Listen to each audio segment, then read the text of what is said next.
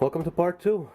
So this is gonna be the next component of my dust collection system.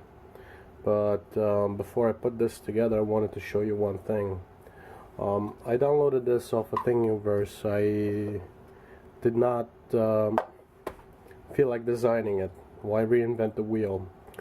The original design was actually a little bit too big, so I shrunk it down by 60%. So it actually consequently made it thinner by 60% as well, which is fine because the ports and everything else actually work out to be pretty good that way. And so I shrunk it down by 40%. It's 60% of the original size design, and I'll link it down there and give the author credit. But with that said, I wanted to show you a technique that I've been using, and it's a little bit difficult to see through the camera, but this is probably as good of an angle as any. You can see the actual inside. It looks like it's a little rough, and that's because it is a little rough. It's been coated with ABS goop. One of the reasons why I actually like using ABS plastic is I don't have to use any special adhesives. I just use a little bit of acetone mixed with ABS. I make a bit of goop and I glue things together. At the same time, if I want to make this airtight, I just pour ABS goop in there, spread it around with a gloved hand, and that's it. It dries in a couple of minutes and it's done, really.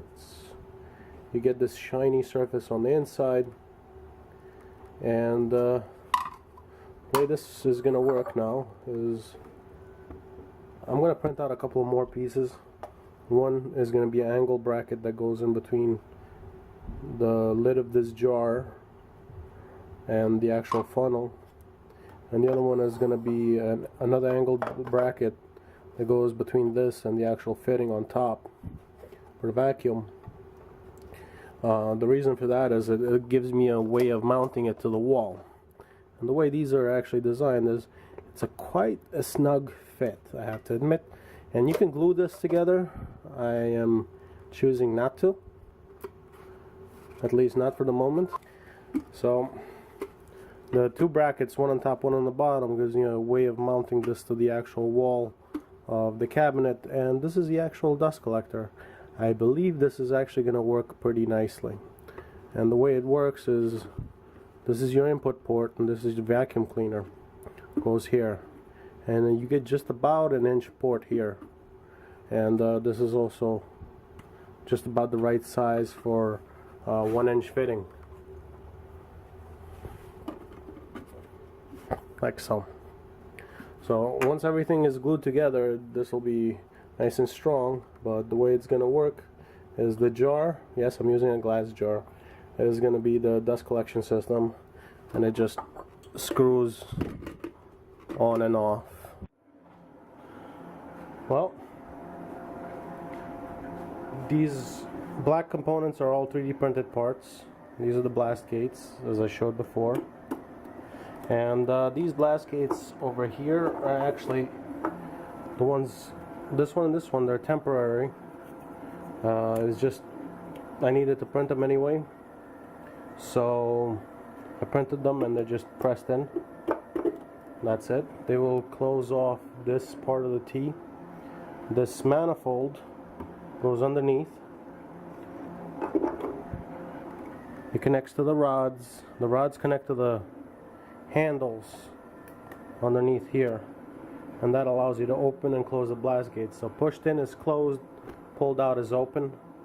And the grinder in the back, I haven't set that up, I haven't built that yet, so that's going to be another project.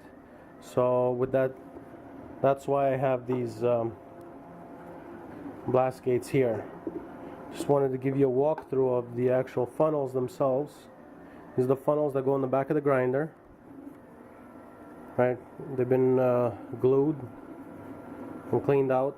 So this is actually a press fit in the back of the grinder, so when you put the shields in, this actually presses in. This is the part, the elbow, that brings the suction from below all the way up. And these parts, I can glue them, but just for ease of assembly, I will not. The reason for it is I believe they're actually airtight enough to complete what I need to complete. So these will just be press fit, and they go to these blast gates like so, and they're also press fit here.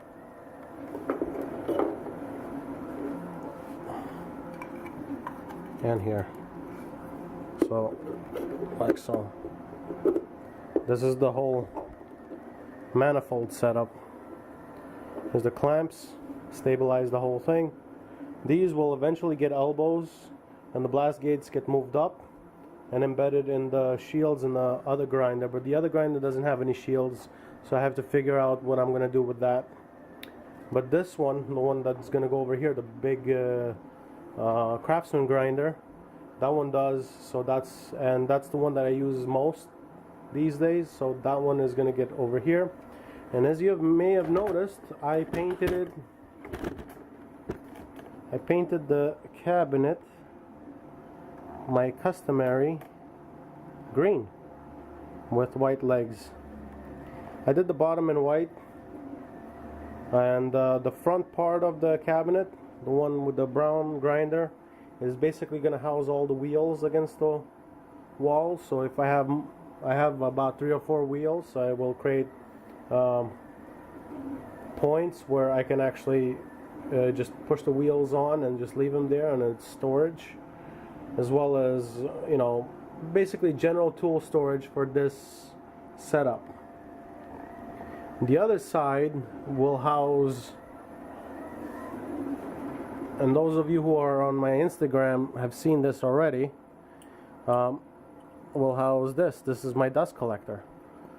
Glass jar in the bottom. Here's where the vacuum port is, and this is where the fitting to that manifold is gonna go to. With that said, this fitting, you know, you have a 3D printer, need a fitting, make a fitting. There's about 1 mil difference between this and this, so it wasn't as precise as I wanted it to. So I'm gonna make a fitting that goes here and then adapts it to the 1-inch pipe. So not bad. Up next, I'll show you the assembly.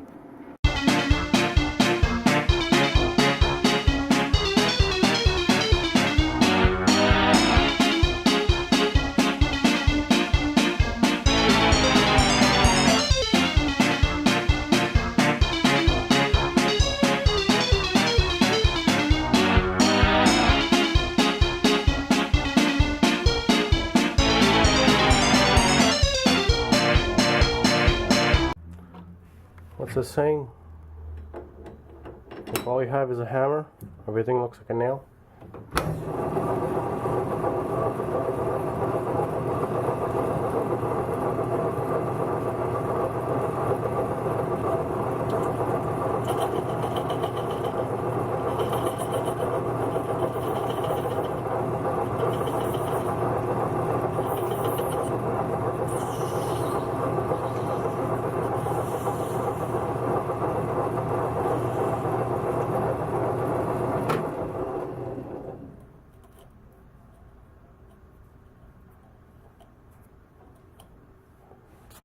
Well, this is the end of part 2.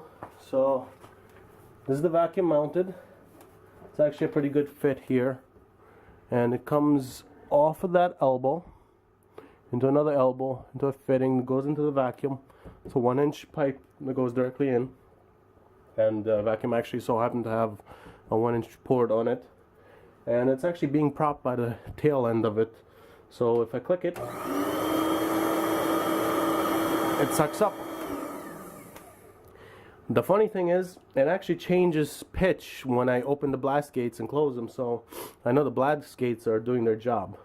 So now it's time to test it out. Let's see how it stands up to one of the worst things that you can do on a grinder as far as dust is concerned, and that is dressing the wheels. So I'm gonna do that next. So now it's time to test this thing out, see how much dust it actually sucks up and how much dust it actually makes. Before you operate one of these high-speed grinders, God's sakes, wear some eye protection.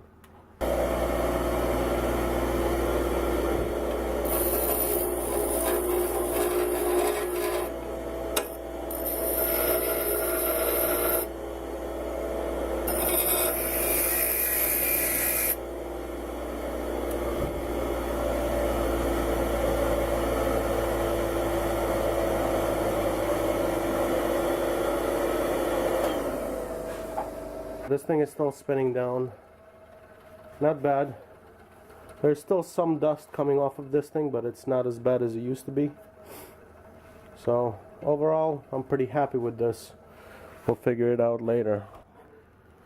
So now it's done. Let's see how much this thing has caught. In there.